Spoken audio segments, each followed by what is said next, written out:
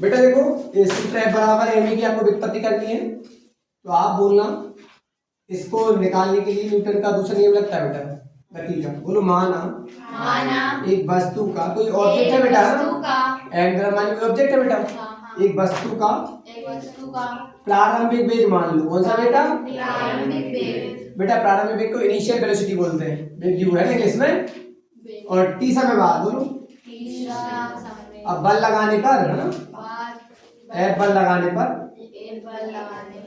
अंतिम वेग क्या हो जाता है बेटा? अंतिम वेग को बेटा फाइनल वेलोसिटी बोलते हैं। अंतिम वेग क्या हो जाता है? v हो। ओके हो गया। तो आप निकालो संवेग में परिवर्तन। क्या निकालो? संवेग में परिवर्तन। क्योंकि न्यूटन का दूसरा नियम लगाएंगे बेटा पर ना, तब जाके प्रूव होगा। तो संवेग में परिवर्तन की दर क्या निकालो? संवेग में परिवर्तन की दर। तो संवेग कैसे निकालोगे बेटा? संवेग होता है द्रव्यमान इंटू वेग। तो देखो संवेग में परिवर्तन निकालते बेटा अंतिम संवेग बोलो, अंतिम संवेग माइनस प्रारंभिक संवेग। बट दर लिखा है, दर का मतलब होता है अपॉन में बेटा टी।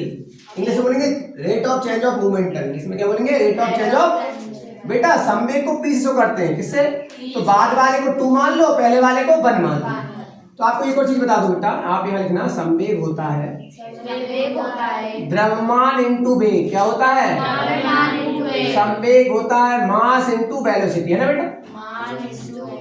चलो बेटा, तो ये बाद वाला क्या हो जाएगा? बाद वाला वेग भी था ना, तो हो जाएगा बेटा द्रव्यमान तो बदलेगा नहीं पिंड का।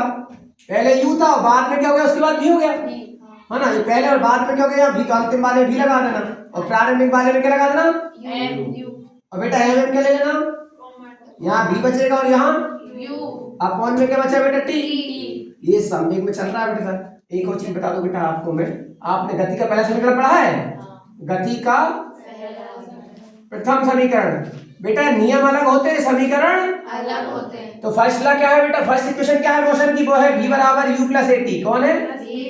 यहां से देखना आप u क्या करके ले आओ, इधर ट्रांसफर करके ले आओ। बेटा a कहां कर दो इसके?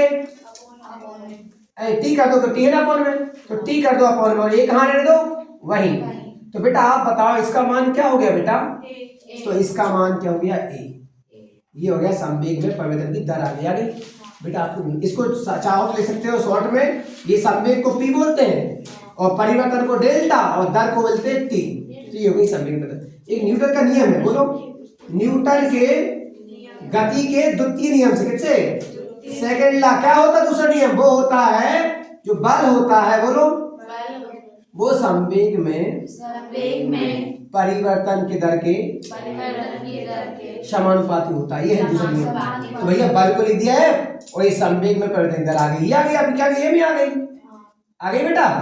ये संवेग में परिवर्तन दर यही आई ना आपकी, ये संवेग में परिवर्तन दर ये कितनी आई है? तो मैंने ये संवेग में परिवर्तन दर के मान लिख दिया है में। समझ आया?